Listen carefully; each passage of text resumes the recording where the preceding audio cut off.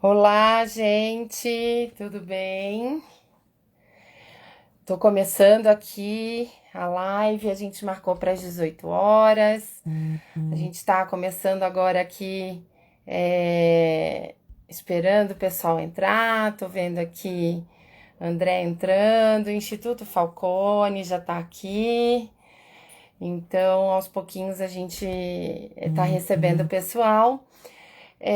Eu sou a Raquel Carneiro de Souza, eu sou diretora, sou fundadora da Ideal Social, então hoje a gente está ancorando a live aqui pelo perfil da Ideal Social e não pelo meu perfil.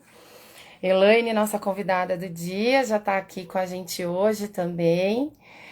E a gente quer trazer, nesse final de ano, temas relacionados à gestão e aos desafios da sustentabilidade financeira do terceiro setor, que já eram grandes, eu diria, né? A gente sabe que o terceiro setor tem desafios diários, do ponto de vista de gestão e que afetam sua capacidade aí de atrair recursos financeiros e de conquistar a tão sonhada sustentabilidade financeira para a organização.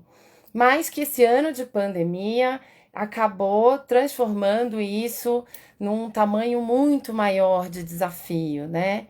Então a gente vai falar um pouquinho disso hoje. A Auricelia entrou aqui também, Vinícius, Jusileia.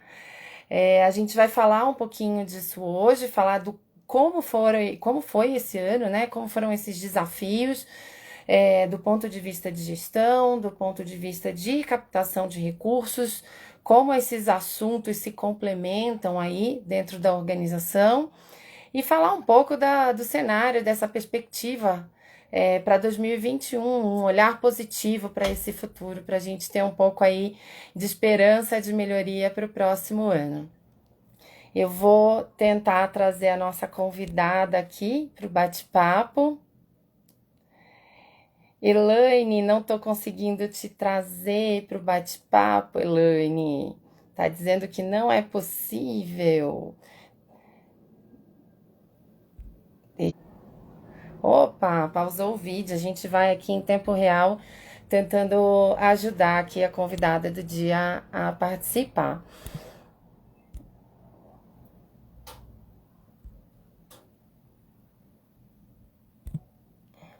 Vamos ver aqui o que tá. Enquanto isso, eu sei que as organizações, de uma forma geral, quando a gente começa aqui, entra no papo, é, tem muitas dúvidas, muitas perguntas, curiosidades. Então, vocês já podem até ir mandando perguntas. Se vocês têm algum assunto, algum tema específico da gestão e da captação do terceiro setor que vocês gostariam que a gente abordasse aqui nesse nosso papo, é um bate-papo bastante informal. Então, vocês podem mandar aqui no comentário perguntas para a gente, que a gente vai direcionando a nossa conversa para tentar abordar e responder as perguntas do pessoal que está online aqui. Já vi que o Carlos também já está online. Mariana, tem bastante gente entrando. Vamos lá, agora eu consigo. Convidada do dia. Vamos ver. Carlos também já. Agora sim, Elaine. Tudo bem? Tudo, olha, eu estava acompanhando aqui pelo computador, mas não aparecia a solicitação de participar. De Falei, participar. vamos tentar pelo celular, e aí deu E certo. aí funcionou. Não, mas é verdade. O Instagram ele ainda tem várias limitações para quando a gente entra pelo computador. Então, deixa eu apresentar a Elaine Bueno, que é superintendente aqui do Lar Círio para a Infância, uma organização social bastante grande, eu diria, e significativa, localizada no Tatuapé, que é a zona leste aqui de São Paulo. Eu sei que tem pessoas que estão de outros locais do Brasil. Eu vi a Auricélia, que é de Brasília, que essa eu conheço. Então, só para geograficamente situar para quem não é daqui de São Paulo, a gente tem o Larcírio na zona leste de São Paulo, atendendo a diversos bairros, né, da periferia da zona leste de São Paulo, com um trabalho de assistência social, de socioeducação, e que até antes da pandemia conseguia trazer presencialmente um atendimento diário para cerca de 1.000 crianças e jovens, o que faz isso ser um desafio gigantesco, antes da pandemia e durante. Então, a gente vai querer saber um pouquinho como foi enfrentar isso, sabendo que né, com um atendimento remoto, retornando aí bem devagarzinho ainda no final do ano, mas um desafio muito grande. Então, Elaine, pode se apresentar, fala um pouquinho de você, do seu trabalho aí no Larcírio, enfim, pode falar um pouquinho de você e da sua instituição antes da gente comentar, efetivamente. Ok. Bom, obrigada, Raquel, pelo convite. Eu diria até não só pela parceria, mas pela amizade que vem se fortalecendo, né? Nesse tempo de convívio, que não se restringe só ao Larcírio. A gente começou esse nosso tete a tete lá na GV. Eu preciso dizer para todos vocês aqui que a Raquel foi minha professora na pós-graduação de gestão no terceiro setor, que foi um curso que me acrescentou bastante, e ela, essa pessoa incrível, né, que nos traz esta vontade de fazer e acontecer e criar inovações dentro da captação, que no terceiro setor ainda é uma remada contra a maré, né, que precisa sim buscar essa profissionalização, que hoje o mercado de segundo setor já possui, e quando ela trouxe essa visão empreendedora e muito próxima, vamos dizer, do que no segundo setor seria uma área comercial, sem que a gente deixasse de ter esse olhar humanizado, que é característico do terceiro setor, eu falei, nossa, tá aí a grande sacada, né? E aí eu acho importante deixar claro, o olhar humanizado não pode faltar, né? Porque quando a gente fala da captação, tem gente que pensa, meu Deus, mas a gente vai comercializar o terceiro setor, o olhar humanizado não pode faltar, né? E aí deixar isso muito claro, porque dentro do terceiro setor, o nosso foco é, sem dúvida, a nossa causa. Sem dúvida, isso é o que norteia cada uma das ações, das estratégias. E quando eu cheguei aqui no Larcírio, há 3 anos, praticamente, e eu vinha do mercado, eu vinha do segundo setor, e isso me trouxe, lógico, um olhar assim muito encantado para o trabalho que as pessoas faziam, porque eles realmente faziam com amor, por amor. E nem sempre no segundo setor a gente vê tanto essa questão do sentimento colocado em cima do trabalho. Isso foi encantador. Mas a contrapartida disso é que você não pode ter só essa visão tão amorosa sem profissionalizar. As duas coisas precisam caminhar juntas. Então, quando a Raquel, em aula, falou, isto é possível, eu falei, opa, preciso laçar esta pessoa e aprender mais e me aprofundar e tê-la junto, para que a gente possa fomentar esse espírito dentro da instituição e inovar realmente, né? Foi quando a parceria com a Ideal Social começou, aqui pelo Larcírio, e a gente tem realmente, né, Raquel, trocado muitas experiências, tem sido muito significativo, uma construção incrível. Eu faço a superintendência aqui há já mais de 2 anos e meio, então, como eu vinha dizendo. O Larcírio já tem uma atuação no terceiro setor de 97 anos, então é uma instituição consolidada, sem dúvida, mas que tem ainda muita coisa a aprender, e que bom que a gente sempre tem algo a aprender, né? Principalmente nessa área da captação, que é o grande desafio. Sim, e muito legal também é encontrar uma organização que tem toda essa história construída, então que você vê que cresceu junto com a história do terceiro setor no Brasil, né? Foi crescendo, aprendendo, junto com a maioria das organizações de terceiro setor, evoluindo, passando cada etapa, cada diferença de legislação que foi passando, que foi sendo criada, que pegou, que não pegou, e foi sobrevivendo a tudo isso. Mas além de carregar toda essa história, também muito disposto a melhorar, né, todos os seus processos de gestão, todos os seus processos internos.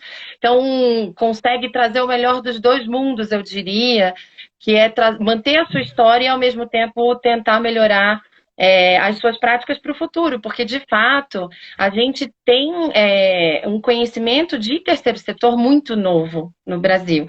Até hoje, a gente não tem um curso de graduação voltado para o terceiro setor em nenhuma universidade, nem pública, nem privada brasileira. Os cursos que a gente encontra são em nível de pós-graduação ainda, e mesmo assim são muito poucos, né? Então, eu diria que organizações que aceitam ser esse laboratório, ser esse espaço de trazer a inovação para a gestão e para essas práticas, né, de sustentabilidade financeira, sem dúvida contribuem muito para a gente replicar essas boas práticas e depois transformar isso em conhecimento até acadêmico para poder levar para frente. Mas, Elaine, pensando um pouco aí, ainda vamos deixar todo mundo entender quais eram os seus grandes desafios, recebendo na sua mão uma organização quase centenária, que sempre trabalhou, né, na linha de socioeducação, assistência social, atendendo um volume muito grande de famílias, de crianças e de adolescentes, que eu diria que isso também é um grande desafio, porque uma coisa é você ter uma organização que atende a um pequeno grupo, então todos os desafios são menores, inclusive os financeiros. Agora, quando você coloca isso num número muito grande, os desafios multiplicam, né? Então, quais eram os seus desafios antes desse cenário da pandemia, quando você recebeu essa instituição na mão, pensando em profissionalização de prática? O que você tinha aí na mão e o que você construiu até o início da pandemia? Bom, justamente a gente realmente chega e realmente encontra muitos desafios. Os maiores desafios sempre são as relações humanas, porque cada um traz a sua história, né? E nós tínhamos aqui, além das 1.000 crianças e respectivas famílias, que já é uma demanda de relações gigante, nós tínhamos também 100 funcionários com um longo tempo de casa, com toda uma história e com toda uma forma de trabalhar, né? Que eu comentei agora há pouco com vocês, com este amor imenso dentro do peito, uma diretoria e um conselho também composto por praticamente 100 membros. Então, olha, era gente de todo lado, né? Então, não só entender a instituição em si, mas cada uma dessas expectativas das pessoas que traziam as suas histórias e você, vamos dizer, misturar tudo isso e tornar isto algo com uma única direção. Então, a primeira coisa que nós precisamos entender, né, dentro de um diagnóstico que foi feito, era qual era a missão, a visão desta instituição, definir isso muito bem para que nós falássemos uma única língua. Sabíamos de onde estávamos partindo e para onde íamos. Se você não sabe para onde vai, qualquer lugar serve, qualquer direção serve. Sim, e realmente, aí você vira um barco sem rumo também, né? Barco sem rumo, e vai no dia a dia, e apagando os incêndios, e lógico, a gente sabe assim, é uma instituição muito abençoada, mas a gente conta com esse poder maior? Sem dúvida que a gente conta, mas a gente não pode deixar assim de uma forma tão aleatória. Você precisa ter estratégias pensadas para você dar essa direção correta. Entender qual é o propósito da instituição, né?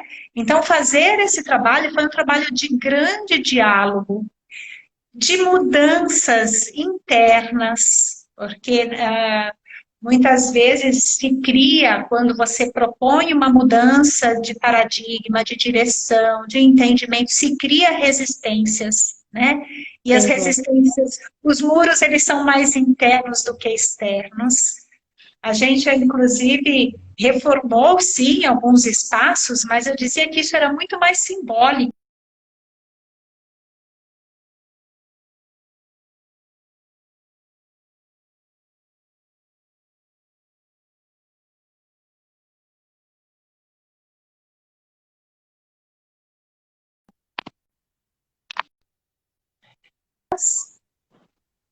Fossem também derrubadas. Talvez Sim. tenha sido uma falha de conexão. Você me ouviu bem, Raquel? Teve uma falha de conexão, mas eu consegui te ouvir sobre as mudanças internas dos espaços para Isso. representar a mudança de cultura. Isso é uma questão bastante importante, porque parece que não, mas isso promove mudanças na gente, né? Você mudar a fundo quanto isso está representando de mudança interna para a instituição também, né? Uhum. Uhum. Tá, eu vou ver se eu consigo colocar um Wi-Fi aqui para de repente a gente não ter esse problema de conexão. Só um instantinho. Maravilha. Eu não sei se vocês estão me ouvindo, eu estou vendo várias pessoas online, vocês estão me ouvindo? É a minha nos comentários, se está todo mundo me ouvindo. Eu vi que Bruno Maltês entrou, Sandra entrou, então vocês estão me ouvindo. O problema é só a conexão da Elaine mesmo, né? Ela caiu aqui com a gente vai aguardar ela entrar de novo. Olha, legal, a Jusileia está mandando um comentário aqui pra gente, falando que a Elaine é uma grande líder, uma profissional competente, extremamente apaixonada pelo trabalho. Conhecendo a Elaine, eu posso concordar com você, Ju, ela é realmente uma grande líder e muito apaixonada pelo trabalho. Paulo e o Carlos estão dizendo que estão me ouvindo bem, então o problema era a conexão da Elaine mesmo, ela está retornando aqui com a gente agora com uma outra conexão para poder continuar. Euricélia também está dizendo que está ouvindo bem. A Elaine está retornando aqui com a gente. Estamos de volta. Está de volta. Elaine, você está recebendo elogios aqui. A Jusileia falou que você é uma grande líder e apaixonada pelo trabalho. E aí eu falei que eu tenho que concordar com ela, que de fato você, se tiver que ir final de semana, o horário que for, o atendimento aí eu sei que é a sua prioridade. Eu acho isso uma coisa muito importante, que as pessoas que estão com essa disponibilidade de trabalho para o terceiro setor entendem que aquilo não é só uma causa da instituição, mas é o seu propósito de vida também. Quem trabalha para o terceiro setor tem que ter isso muito convicto dentro de si.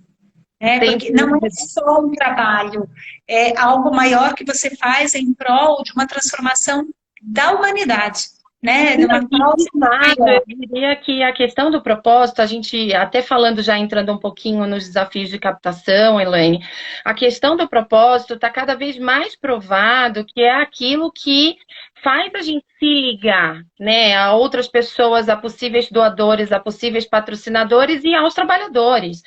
E até o segundo setor já tem se preocupado com o propósito, investindo altas somas para desenhar seu próprio propósito empresarial, né? Mudar os seus processos seletivos para buscar funcionários alinhados com o propósito da empresa. Exato, Se no exato. segundo setor essa preocupação vem tão latente, no terceiro setor isso já era imprescindível. A gente não pode abrir mão do desenho desse propósito como principal foco para você levar um discurso, inclusive pensando já num desenho e num esforço de captação de recursos, né?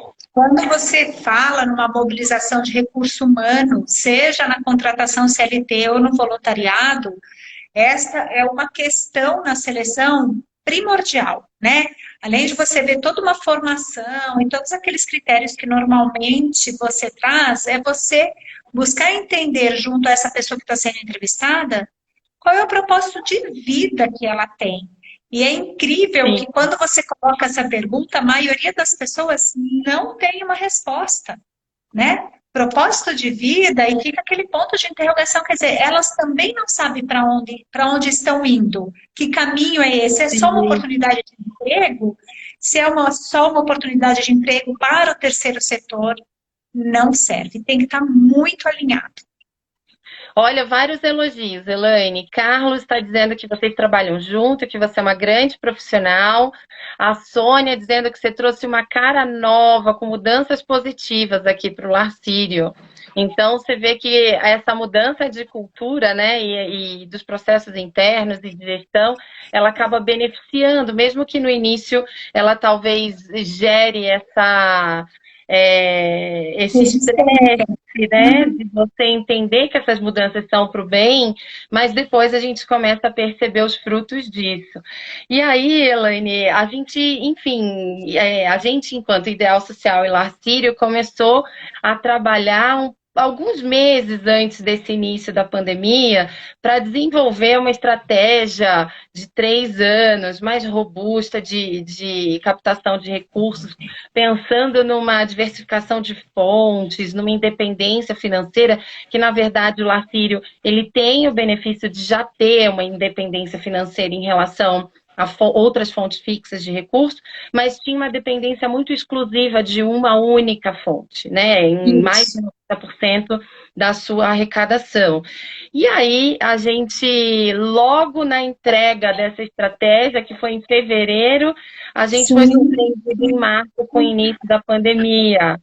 Então, conta um pouquinho para todo mundo, né? Como que foi esse início e como que está sendo essa virada de algo que já estava sendo pensado e trabalhado para uma visão mais profissionalizada, de longo prazo, tendo esse foco numa visão única da instituição alinhada ao propósito de quem está atuando, mas que acabou surpreendendo a tudo e a todos com uma pandemia da noite para o dia. Vamos todos para casa atendidos, trabalho à distância e as fontes de recurso começando a preocupar, né? Porque a gente teve que ficar atento e tudo que era presencial a gente começou a ter que olhar com um pouco de preocupação, porque até agora a gente não sabe muito bem como fica.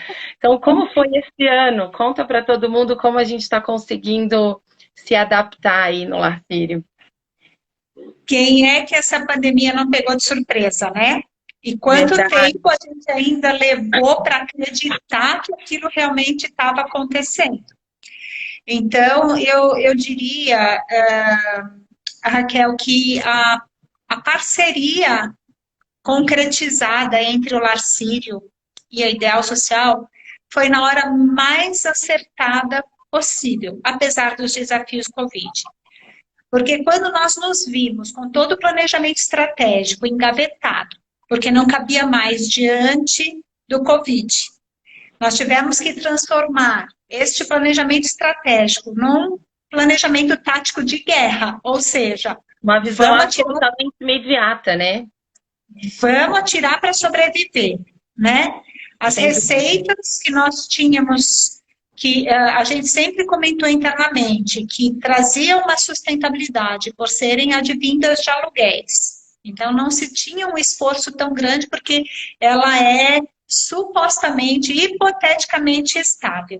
Diante de uma pandemia, esse conceito foi por terra. Né? Aquilo que era estável deixou de ser estável. E agora o que é que nós vamos fazer?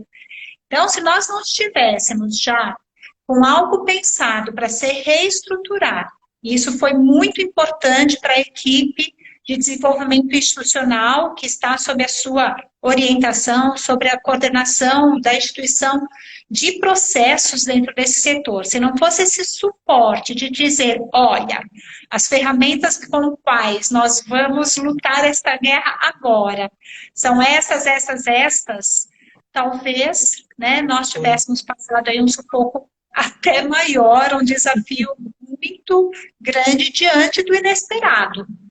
Em pouquíssimo tempo nós conseguimos nos organizar para que o novo atendimento, que não era mais presencial com as crianças, e sim atender essas famílias com uma grande necessidade de se garantir os mínimos, né, os direitos mínimos necessários de alimentação. Se nós não tivéssemos conseguido organizar uma estrutura para atender 100% destas famílias com a comida em casa, realmente teria sido um desafio incalculável. Sim, Então, sim.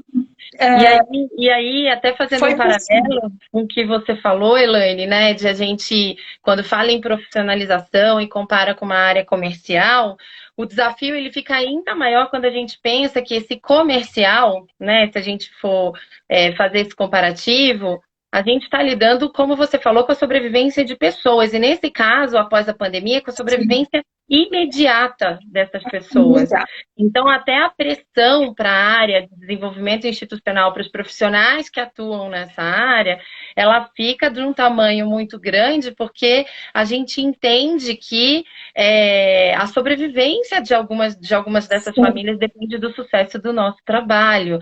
E não de uma estratégia no papel, mas de uma estratégia que tem que ter sucesso na prática e de uma forma isso. muito imediata, né? Então, sem dúvida, eu diria que esse quesito pressão e estresse aí para a área é algo que teve que ser muito gerenciado, né? Teve que ser gerenciado. A gente viu muito na prática a importância de diversificar as fontes de receita, e entender que qualquer mínimo esforço para qualquer captação naquele momento era bem-vinda, mas que era necessário priorizar para que a gente pudesse dar conta desses esforços diante também de uma redução de carga horária dos funcionários. Porque Exato. além de toda a estratégia de captação, tinha uma estratégia de gestão que gritava, né, para que as despesas fossem diminuídas e que a gente pudesse, aos poucos, ir enquadrando aquilo que era necessário fazer. Vamos fazer o que tem que ser feito. Então, como dar conta disso tudo com funcionários trabalhando com carga horária reduzida, né? Sem Se dúvida, nós, parece até se que vai na nós contramão, né? na contramão, e se nós não tivéssemos esse olhar especializado da ideal social naquele momento, orientando, vai para cá, vai para lá, né? Se nós não pudéssemos naquela hora ter contado com a experiência daquilo que já foi feito em outras instituições e que foram cases de sucesso, Sim, nós teríamos talvez aí remado e conseguido mais com um esforço triplicado, né? sem Teria feito um dúvida. esforço muito maior. E com carga horária reduzida, seria uma sobrecarga muito grande. E aí, O Helene, fato, estou vendo que tem gente de outras, tem pessoas de outras organizações e nem todas são de São Paulo. Alguns eu conheço porque são seguidores ou porque já entraram em contato com a gente, alguns de São Paulo, mas tem gente de fora de São Paulo. E aí eu queria resgatar algumas coisas da sua fala que eu acho que são muito importantes para quem está nessa liderança da gestão de uma organização. Então, pensando nessa sobrevivência, você falou uma coisa extremamente importante, né? Que é essa diversificação de fontes. Porque o sim, Lacírio tinha uma fonte muito sedimentada, algo que estava ali, que dava essa sustentação ao longo desses 97 anos e que dava uma certa tranquilidade, que era o fato de você ter uma arrecadação fixa de aluguéis e que parecia que não iria se abalar em nenhuma situação, mas que nessa situação que a gente nunca imaginou viver foi muito abalada. Você teve uma foi. redução muito significativa na arrecadação que foi progredindo ao longo da continuidade da Exato. pandemia, né?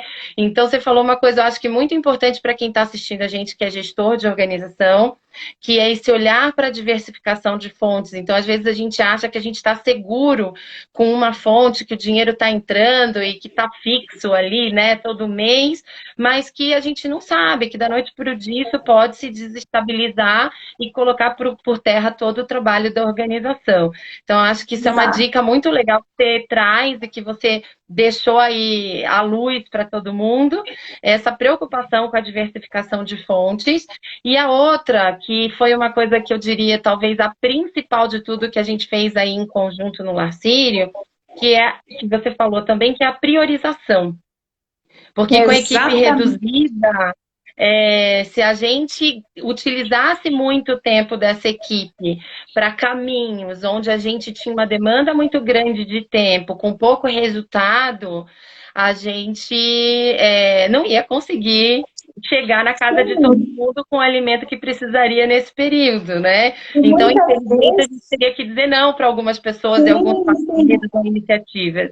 E nós tivemos que aprender a fazer isso, porque Sem dúvida. normalmente o terceiro setor está aberto para receber o que vier, né? Ah, tudo é sempre bem-vindo, vem, mas espera um pouquinho, vem até que ponto você está dando conta de fazer gestão da mobilização desses recursos materiais, financeiros, de uma forma profissional e que traga a esse doador a visão de uma instituição consistente, onde ele pode continuar aplicando, né, a sua vontade de doar tempo, talento, dinheiro, o que for. Porque senão ele vai doar uma única vez, e a gente não quer isso, a gente quer A permanência. recorrência, claro. Então, A nós gente tivemos que precisa ter aprender essas pessoas próximas, esses doadores próximos, né? e tivemos que aprender a dizer não. Muitas vezes até com o coração dolorido, mas a gente sabendo que os nossos trabalhadores sociais estavam com foco em algo que traria um recurso mais amplo, mais permanente, mais consistente, né? Então, E mas queria urgente nesse todo o momento, conceito. né? E mais para atender essa demanda de urgência nesse momento, né? Exatamente, E aí, o exatamente. legal, Elaine, que diante disso tudo, você falando que a gente conseguiu até trazer experiências que já eram cases de sucesso do terceiro setor, mas no caso do Lacírio não foi só isso. A gente conseguiu também trabalhar inovação, que é muito difícil. A gente Foi. trabalhar e ser recebido tão abertamente numa instituição quase centenária, principalmente, porque você já tem suas crenças, vocês, né, tem a cultura da organização e vem de uma cultura de terceiro setor e etc. Mas o Lacírio, ele recebeu muito bem, colocou em prática muito rápido. A gente aqui também ficou até surpreso com a receptividade para essas ideias de inovação, que foi a Nós loja também. social do Lacírio. Mesmo com toda essa turbulência, mesmo com a carga horária reduzida, né, dos trabalhadores sociais e o pessoal voltando de pouquinho em pouquinho, agora mais no final do ano, a gente conseguiu implantar muito rapidamente um módulo de geração de renda própria do Lacírio, uma unidade de negócios, uma unidade mantenedora, que é uma loja social, que é um conceito muito diferente do que seria o bazar que o Lacírio sempre teve e que as organizações sociais, de uma forma geral, costumam trabalhar, né, como fonte de renda, ter um bazar que arrecada peças usadas e revende para as próprias famílias atendidas ou outras pessoas que queiram comprar. Mas a gente conseguiu dar esse passinho e teve um super lançamento na Black Weekends, aí no final do Foi. mês de novembro, no dia 28 e 29, já com um conceito de loja social, então já não estamos mais falando de bazar, a gente está riscando do vocabulário esse termo do bazar, a gente está se educando para não falar mais em bazar e falar em loja social. E aí conta você, porque eu digo que você é aquela que quando acredita você vai levando isso para todo mundo até conseguir colocar internamente isso em prática. Como foi esse desafio, essa receptividade e como que está sendo essa projeção interna, essa aceitação interna aí para o novo conceito? Um conjunto de ações, né, Raquel? Acho que antes de tudo acreditar nas pessoas, porque nós temos pessoas muito boas atuando, mas não basta só você ser bom naquilo, você tem que transformar o seu talento em ponto forte. E aí o treinamento realizado lá no início, quando a Ideal Social começou conosco, e buscou mostrar justamente essa profissionalização para cada um do setor específico da mobilização de recursos, desenvolvimento institucional, isso despertou gigantes, né? Então, fazer com que as pessoas realmente entendam que aquilo que ela faz bem é um ponto forte para colocar a serviço. Acho que essa é a primeira questão. E segundo, você realmente ter coragem para no meio de uma crise como essa, você Sim. falar, vou inovar, vou sim apostar as minhas fichas.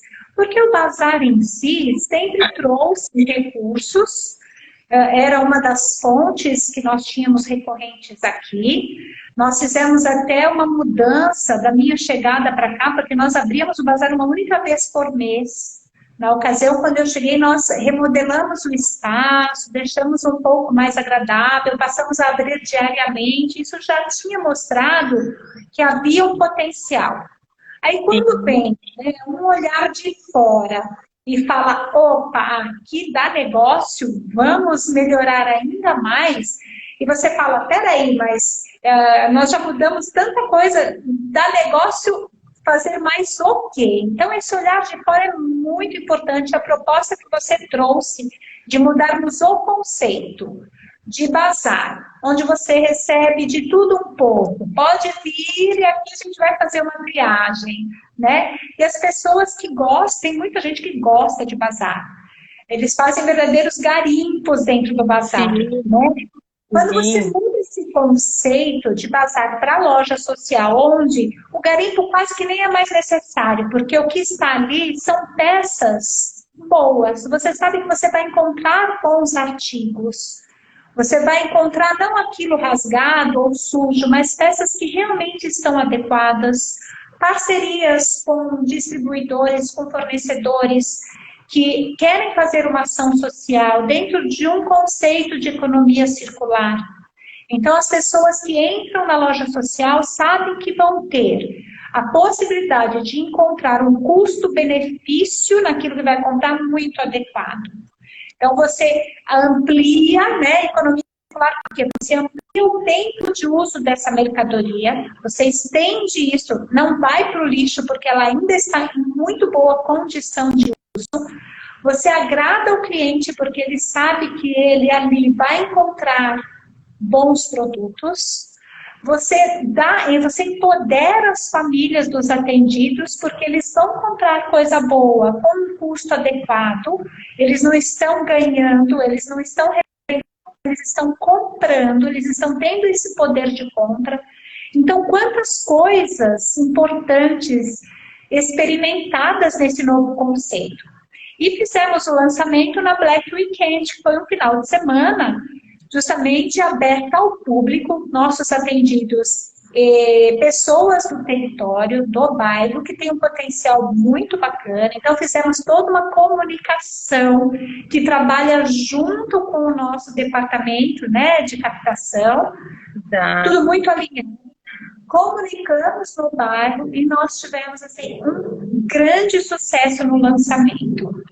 Então, acho que foi realmente um resultado muito incrível mesmo, né? Que até a gente se surpreendeu para um primeiro final de semana. Olha, foram vários resultados. Primeiro, financeiro, né? Que deixou todo mundo feliz. Ainda. Um resultado de equipe, porque mostrou a força incrível dessa turma trabalhando junto.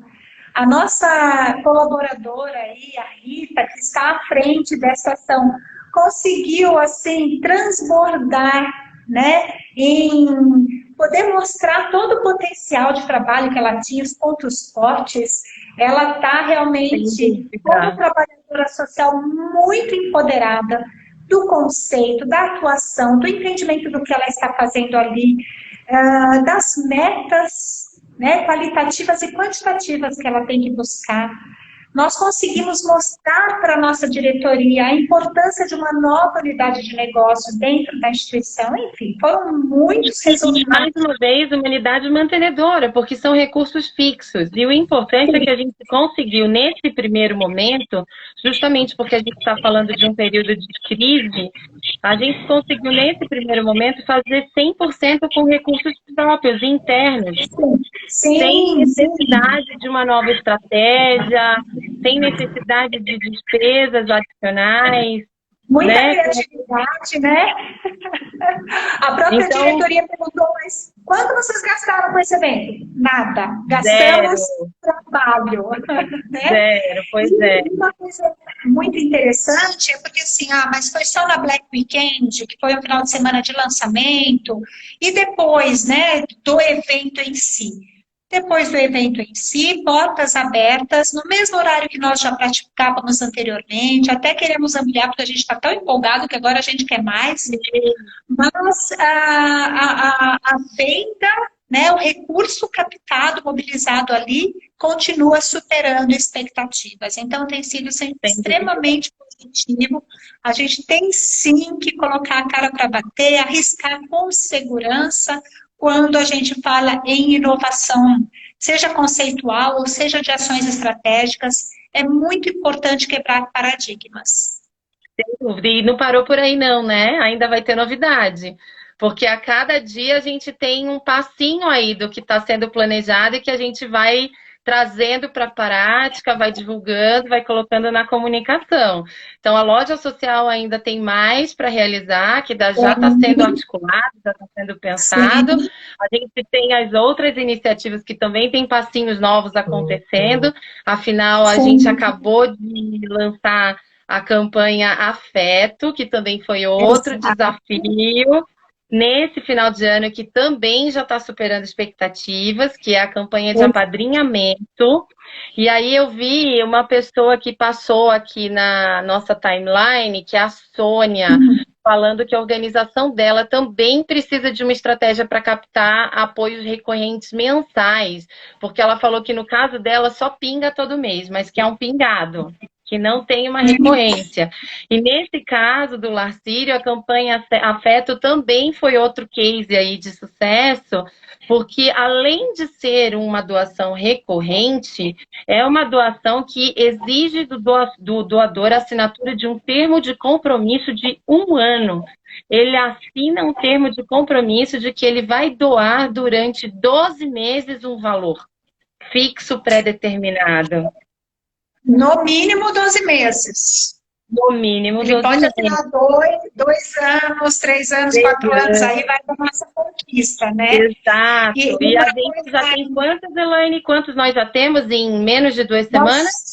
Nós colocamos uma meta de 10 padrinhos nesses 2 meses e já conquistamos 8 padrinhos. Estamos muito pertinho de alcançar a nossa meta. E foi muito rápido, né? Foi assim... Novembro, dezembro, a gente nem pode falar que dezembro é um mês completo, né? Não, e novembro não foi lançado no início de novembro, já foi já para o finalzinho de novembro. Então, mais ou menos 30 dias aí até o recesso da instituição, a gente tinha esse desafio de chegar aos 10 padrinhos.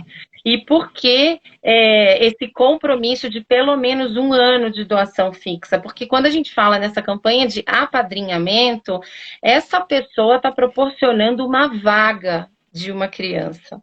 Então, ela romper com esse compromisso no meio de 1 ano significaria tirar essa criança da instituição no meio de um processo. Então, a gente precisa que essa doação ela realmente seja garantida até o término desse, né, de um ano inteiro de processo socioeducacional dessa criança ou desse jovem com a instituição. E também foi um super sucesso, né? Porque 8 em menos de 30 dias, eu diria que a gente pode colocar para conta aí do relatório do final do ano, hein, Elaine? Verdade. E para um público muito específico, né? Porque a gente está direcionando essa campanha para um público que a gente sabe que tem esse potencial, o potencial de assumir um valor que não é uma doação, vamos dizer assim, do pingadinho, né, como a Sônia colocou, e além de ser um valor que mantém uma vaga de uma criança por um tempo determinado. Quero que a gente possa ousar em 2021 colocar uma meta aí para a campanha Afeto de apadrinhamento bastante ousada, porque a gente vai conseguir. Sim, sim, a gente está tendo bastante sucesso e geralmente quem vem não sai mais. A gente conquista e não deixa mais ir embora, a gente conquista para valer. Lembrando que tudo isso tem bastante sucesso, porque a gente vem alinhando, né, com a tua orientação e com a parceria de agência de marketing, também voluntária, que é Anúncio Marketing, uma estratégia de comunicação. Então, não basta você ter o plano estratégico desenvolvido pela Ideal Social, não basta ter toda a orientação de implantação de processos junto à equipe por você, né, Raquel?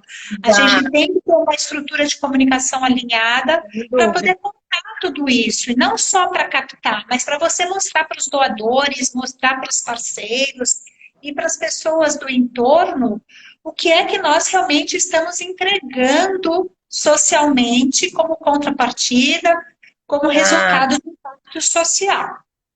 e aí a gente até poderia ficar falando aqui em diversas conquistas que a gente teve aí no Lar Círio esse ano, até do ponto de vista de comunicação, que também foi uma grande inovação, que a Elaine foi Sim. a porta-voz para a gente conseguir colocar no ar, que o Lar Círio hoje tem uma recorrência, um programa, a gente começou como lives semanais, uma coisa mais informal, toda quinta-feira, 5:30 da tarde, sobre temas que têm a ver com o trabalho da organização e sobre a gestão do terceiro setor de uma forma mais ampla e causas relacionadas ao terceiro setor, onde a organização se engaja diretamente ou de uma maneira transversal, mas que agora ganhou um status, eu diria, um pouco mais robusto. Então, a gente tem hoje um programa no canal do YouTube do Lar Círio chamado Programa Bem-vindo ao Lar, que acontece toda quinta-feira, com entrevista com pessoas internas ou externas, formadores de opinião no terceiro setor, convidados. A gente está ganhando nomes aí, né? Porque a gente convida, em geral, a gente está tendo uma adesão boa. E mais uma outra conquista que foi semana passada o resultado. O Lar Círio, agora, pelo primeiro ano, conseguiu ganhar o prêmio e ficou entre as 100 melhores ONGs do Brasil. E aí a gente está fechando, então, o ano com chave de ouro, é isso? Chave de ouro, acho que esta e outras conquistas que a gente acabou implantando também dentro do departamento, né? A inscrição em muitos editais de oportunidades, Melhores ONGs foi um deles, e para nós esse reconhecimento, essa chancela nos permite que a gente conquiste credibilidade, né? Então temos como visão nos tornarmos referência.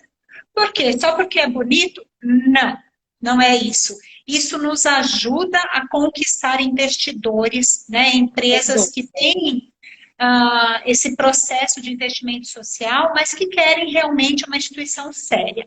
Então, foi realmente uma grande conquista e a gente vai trabalhar para não ficar entre as 100 em 2021. A gente vai trabalhar para ficar entre as 10.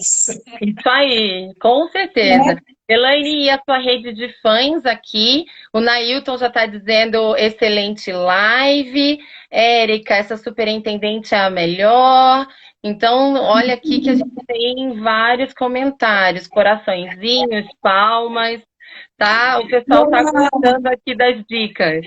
Uma coisa importante, né, quando você fala assim, lançamos o programa Bem-vindo ao Lar, quando as propostas são feitas e você para pensar assim, fala, meu Deus, será mais isso?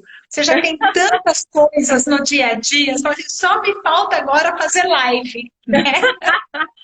Verdade, né? Mas acho que todo mundo que é do terceiro setor não bate muito bem, né? Acho que a gente vai assumindo e cabe mais, e acho que um pouco de ousadia nesse sentido é preciso, né? Então Sem a gente dúvida. tem que se colocar.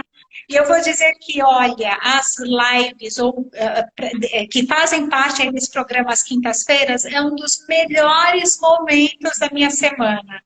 A gente fala com pessoas incríveis, a gente vai atraindo nomes importantes, a gente debate temas de relevância, a gente agrega valor com conteúdos de suma importância não só internamente para todos aqueles que participam conosco, né? Então, trabalhadores participam, se engajam, voluntários dão suas opiniões, diretoria aplaude, traz contribuições.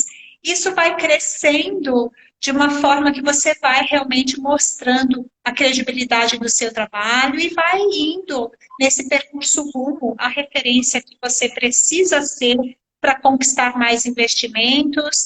E mais do que isso, porque os investimentos não são por si só. Eles têm um objetivo muito importante, que é o impacto social.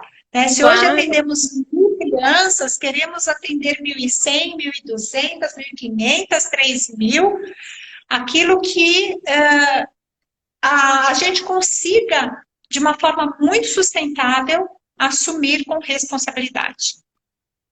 E sem medo de trabalhar em rede, né, Elaine? Porque no programa Bem-vindo ao Lar, A gente está sempre convidando representantes de outras organizações, pessoas que desenvolvem trabalhos ou similares ou complementares, porque o terceiro setor não pode ter esse medo de trabalhar em rede. A gente está aqui para gerar, como você falou, um impacto social, então o que importa é o benefício que a gente está gerando para a comunidade em última instância, para a sociedade em última instância.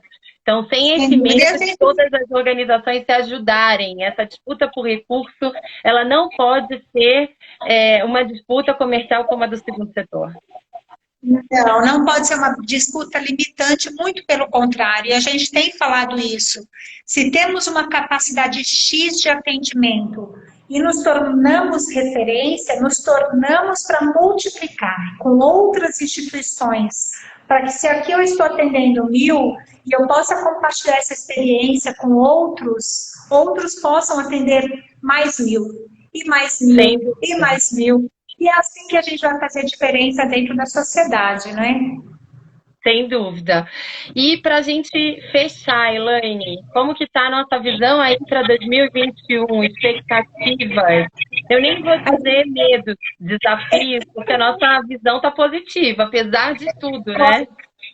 Sem medo. A expectativa é que a gente possa estar sem Covid, com todas as crianças no pátio de novo, né? Mas, enfim, realmente não sabemos o que nos espera. A gente trabalha com plano A e plano B, sempre, porque aprendemos com 2020, né? Então, muitas vezes vamos precisar esperar, sim, alguns pronunciamentos para a gente poder entender qual dos planos a gente vai usar.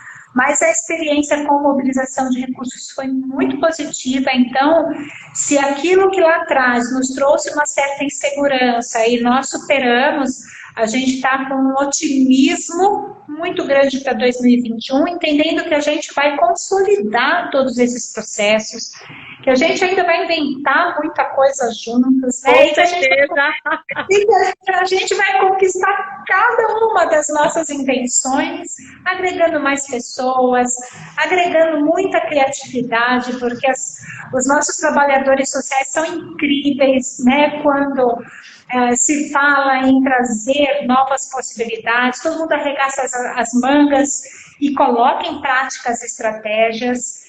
Então, nós temos aí muita coisa para 2021, para poder mostrar que é possível aprender na prática, de forma embasada, de forma bem orientada, e conquistar aí realmente aquilo que a gente precisa. E se a gente conseguir, né, de volta aí com um plano de retomada também bastante consistente para termos a gritaria da criançada no pátio. De volta no pátio, que isso faz falta também, né? Demais, demais, demais. Sem dúvida. Elaine, deixa o seu recadinho. Eu tô vendo que tem gente entrando ainda. Até agora tem gente entrando no finalzinho do papo e tem gente que entrando e mandando oizinho, enfim. Dá o seu recado. Eu tô vendo que tem organizações até de assistência social, entrou aqui a Associação Vamos, que a gente aqui na Ideal Social também está ajudando eles a construírem essa estratégia.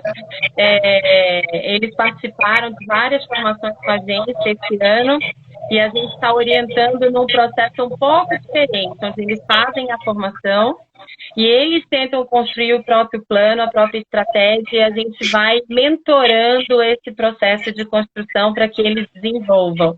Mas tem um trabalho parecido na área de assistência social, só que lá em Bacabal, no Maranhão. É longe, é bem distante. Mas eu estou vendo que a gente tem outras pessoas de organizações sociais fora do nosso eixo aqui de São Paulo até. Então, para encerrar, olha aqui o Vini falando, ótimo papo. Deixa um recadinho, então, para esses gestores. Eu acho que a gente, apesar de tudo que foi dolorido de 2020, a gente precisa terminar esse ano com um olhar positivo para 2021, né? E eu sei que você compartilha desse olhar positivo comigo. Então, deixa um recadinho para esses outros gestores de organização.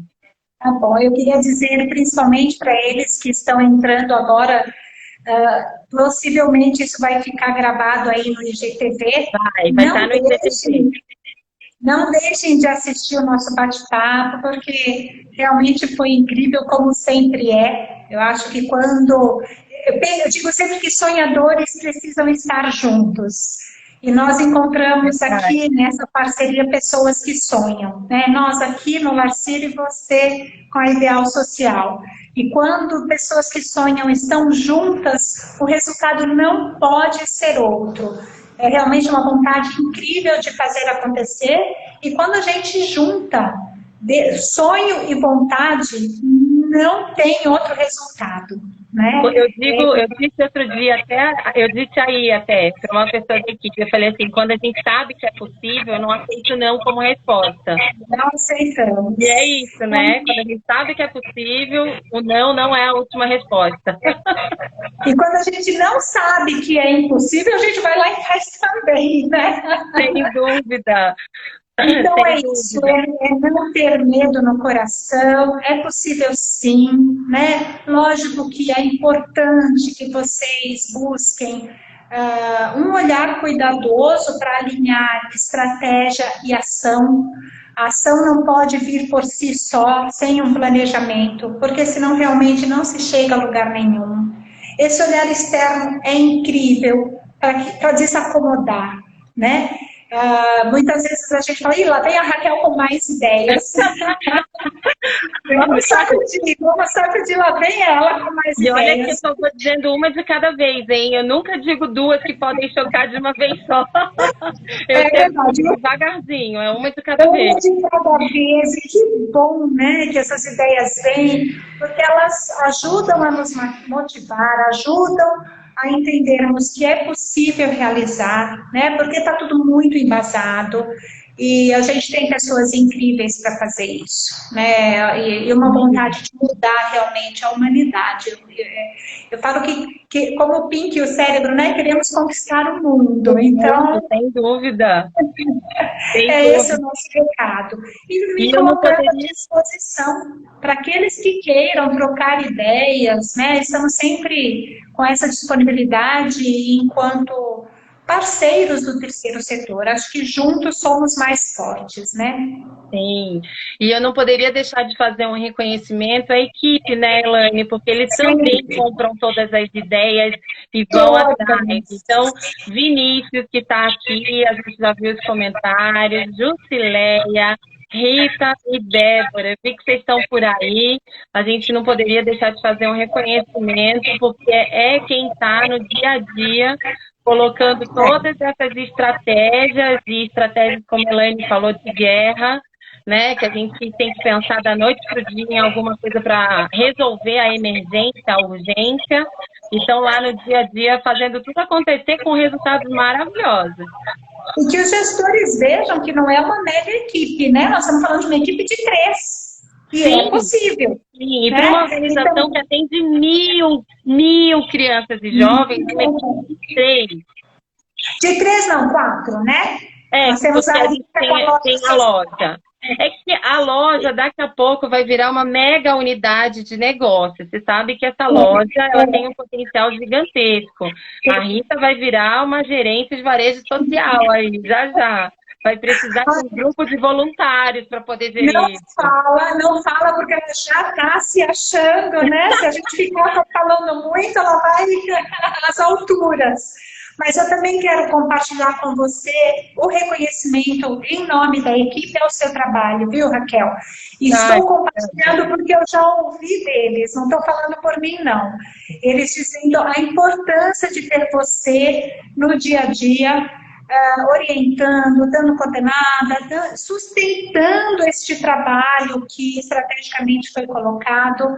Eles têm, assim, um respeito muito grande pela pessoa que você é e pela profissional que você tem se mostrado e como você tem ensinado eles a se colocarem nessa postura. Então, fica aqui também o nosso reconhecimento ao teu trabalho. Obrigada, Elaine. Sem dúvida, eu diria que está sendo uma parceria, nem vou dizer de sucesso, uma parceria gostosa do dia a dia. porque independente dos desafios, a gente sabe que às vezes são gigantes, mas no final vem aquela satisfação gostosa de ver que deu certo, de ver que funcionou, que o resultado foi bom, mesmo todo mundo correndo e ficando muito cansado, né? Mas o resultado, a satisfação é muito gostosa de ver, né? O resultado. Não, eu nem posso contar aqui ao vivo, né? Porque senão eu vou te comprometer, mas assim, gente, a Raquel é incansável, viu? Não tem hora, não tem final de semana, não tem lugar, não tem. Se ela tiver que montar estratégia, ela monta. Se ela tiver que puxar armário na loja, ela puxa. Eu vou fazendo tudo, tem que funcionar, prazo é prazo. É fazer funcionar. Então, acho que aí a gente juntou pessoas com a mesma visão, pronto, né? E é o que eu falei dessa responsabilidade, porque a gente sabe que principalmente numa situação de emergência, né, e de urgência como a gente está vivendo, não fazer significa prejudicar alguém que precisa muito do resultado desse trabalho, ou do recurso financeiro, ou do recurso humano, ou dos produtos que a gente tem que captar. Então, enfim, a gente sabe o nível de responsabilidade que esse trabalho exige, mas que ao mesmo tempo é um resultado gostoso de ver. Sem dúvida, sem dúvida. Eu estou vendo o pessoal todo aqui, hashtag junto pelo Larcírio. Então, todo Larcírio. É isso mesmo. Elaine, obrigada. Eu sei que você foi uma correria enorme para conseguir participar da live hoje, porque o ano não acabou, a gente está com um desafio daqueles ainda para fechar o nosso ano, para a gente não prejudicar, né, o nosso potencial de captação no Larcírio. Elaine está pessoalmente correndo atrás aí do último desafio do ano. Então, obrigada pela disponibilidade de estar com a gente hoje, de participar e de compartilhar toda essa experiência desse ano de 2020. Eu que agradeço, Raquel, ter você uma pessoa tão iluminada no nosso caminho, viu? Do fundo do coração, gratidão. Obrigada, gente. Obrigada, equipe. Obrigada a todo mundo que está aqui com a gente até agora e pelos comentários. E esse vídeo vai ficar na IGTV logo que a gente acabar aqui a nossa live. Tchau, até a próxima. Tchau, tchau, tchau. Obrigada. Tchau, tchau. Convidada do dia. Vamos ver.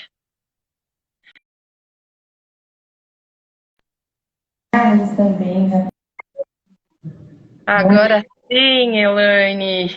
Tudo bem? Tudo, olha, eu estava acompanhando aqui pelo computador, mas não aparecia a solicitação de participar. Falei, vamos tentar pelo celular, e aí deu certo. E aí funcionou. Não, mas é verdade, o Instagram ele ainda tem várias limitações para quando a gente entra pelo computador. Então, deixa eu apresentar a Elaine Bueno, que é superintendente aqui do Larcírio para a Infância, uma organização social bastante grande, eu diria, e significativa, localizada no Tatuapé, que é a zona leste aqui de São Paulo. Eu sei que tem pessoas que estão de outros locais do Brasil. Eu vi a Auricélia, que é de Brasília, que essa eu conheço. Então, só para geograficamente situar para quem não é daqui de São Paulo, a gente tem um Larcírio na zona leste de São Paulo, atendendo a diversos bairros, né, da periferia da zona leste de São Paulo, com um trabalho de assistência social, de socioeducação, e que até antes da pandemia conseguia trazer presencialmente um atendimento diário para cerca de 1.000 crianças e jovens, o que faz isso ser um desafio gigantesco, antes da pandemia e durante. Então, a gente vai querer saber um pouquinho como foi enfrentar isso, sabendo que né, com um atendimento remoto, retornando aí bem devagarzinho ainda no final do ano, mas um desafio muito grande. Então, Elaine, pode se apresentar, fala um pouquinho de você, do seu trabalho aí no Larcírio, enfim, pode falar um pouquinho de você e da sua instituição antes da gente comentar, efetivamente. Ok. Bom, obrigada, Raquel, pelo convite. Eu diria até não só pela parceria, mas pela amizade que vem se fortalecendo, né? Nesse tempo de convívio, que não se restringe só ao Larcírio. A gente começou esse nosso tete a tete lá na GV. Eu preciso dizer para todos vocês aqui que a Raquel foi minha professora na pós-graduação de gestão no terceiro setor, que foi um curso que me acrescentou bastante, e ela, essa pessoa incrível, né, que nos traz esta vontade de fazer e acontecer e criar inovações dentro da captação, que no terceiro setor ainda é uma remada contra a maré, né, que precisa sim buscar essa profissionalização, que hoje o mercado de segundo setor já possui, e quando ela trouxe essa visão empreendedora e muito próxima, vamos dizer, do que no segundo setor seria uma área comercial, sem que a gente deixasse de ter esse olhar humanizado que é característico do terceiro setor, eu falei, nossa, tá aí a grande sacada, né? E aí eu acho importante deixar claro, o olhar humanizado não pode faltar, né? Porque quando a gente fala da captação, tem gente que pensa, meu Deus, mas a gente vai comercializar o terceiro setor, o olhar humanizado não pode faltar, né? E aí deixar isso muito claro, porque dentro do terceiro setor, o nosso foco é, sem dúvida, a nossa causa. Sem dúvida, isso é o que norteia cada uma das ações, das estratégias.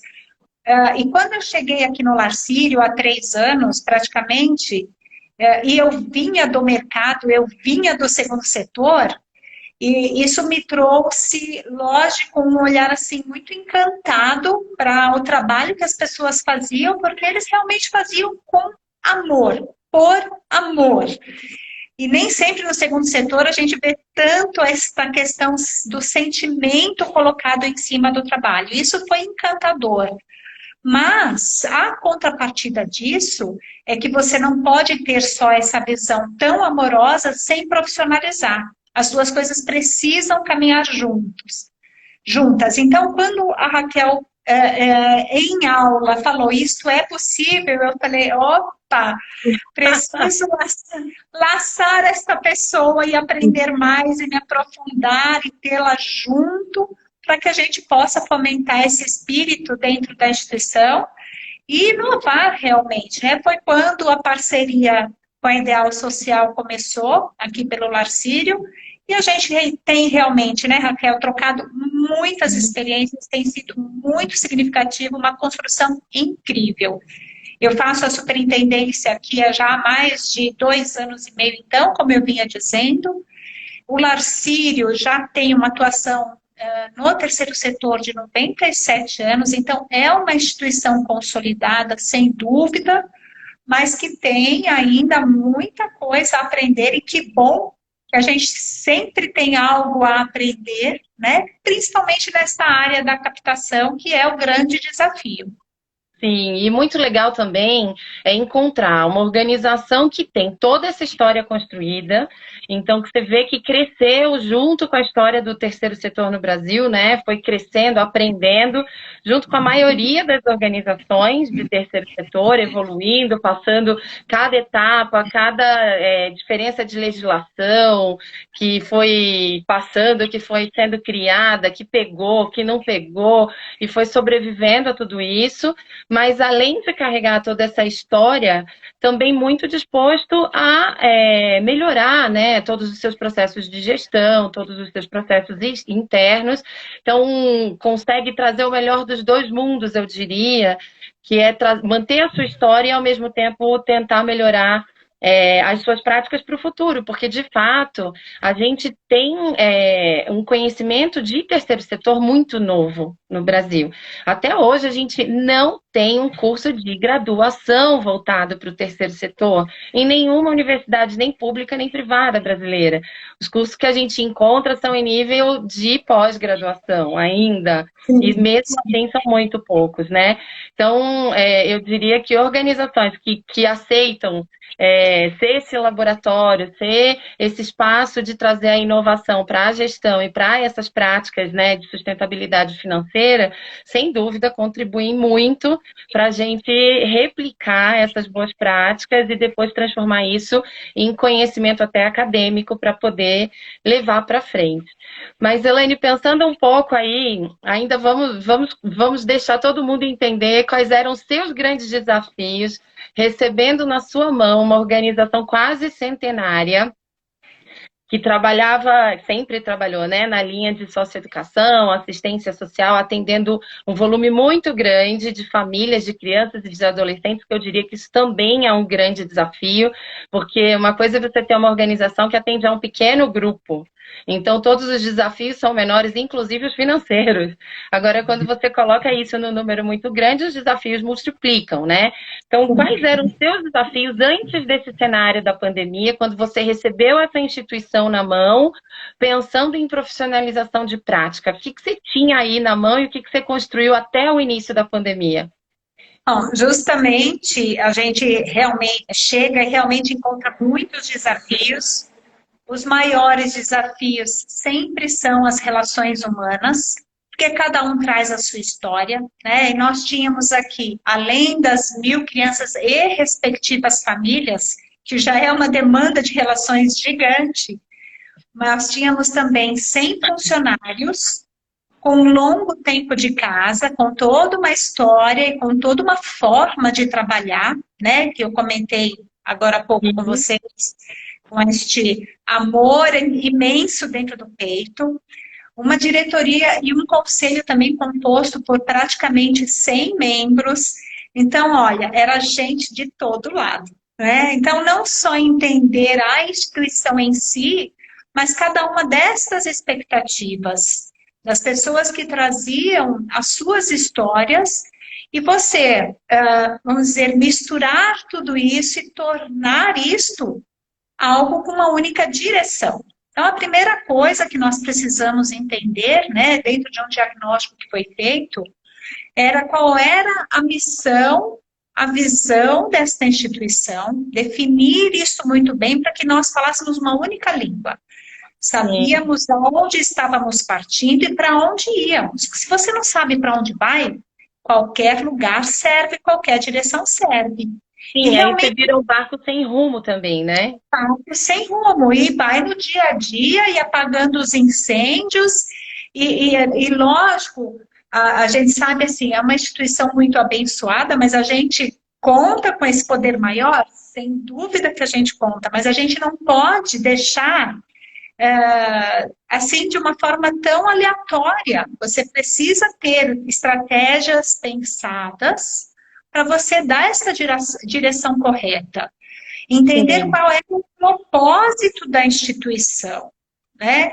Então, fazer esse trabalho foi um trabalho de grande diálogo, de mudanças internas, porque muitas vezes se cria, quando você propõe uma mudança de paradigma, de direção, de entendimento, se cria resistências, né?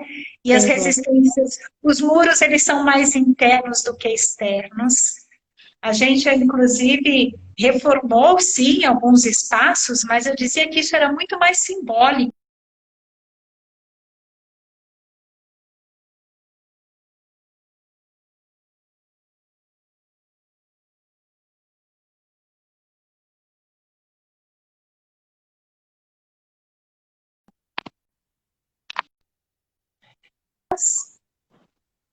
Fossem também derrubadas. Sim. Talvez tenha tido uma falha de conexão. Você me ouviu bem, Raquel? Teve uma falha de conexão, mas eu consegui te ouvir sobre as mudanças internas dos espaços para representar a mudança de cultura. Isso é uma questão bastante importante, porque parece que não, mas isso promove mudanças na gente, né? Você mudar